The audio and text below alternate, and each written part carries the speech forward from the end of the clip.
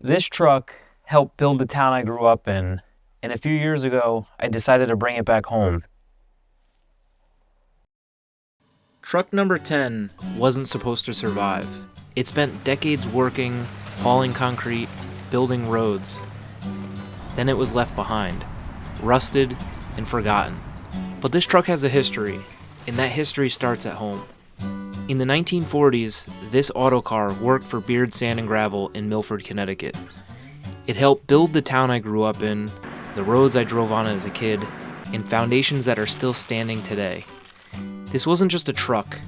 It was part of a family, a business, and a community that goes back generations. Years later, the truck was far from home, not forgotten, but unfinished.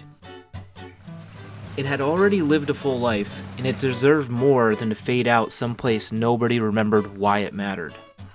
I didn't save it because it was rare. I saved it because it still had something to say.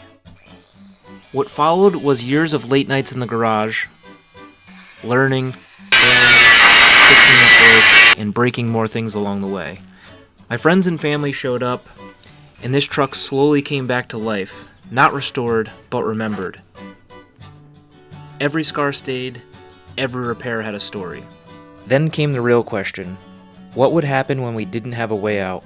We pointed it west, out of Milford, Connecticut, across America, and onto Route 66.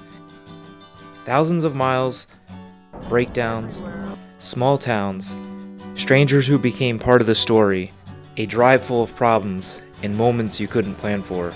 No chase vehicle and no backup plan. This film isn't about a truck. It's about saving something everyone else walked past. About history, friendship, and seeing a project through, even when it fights you the whole way. It's about bringing something home, even if home is a long way away. This is Rust to Redemption. It's the story of saving this truck and letting its history keep moving on.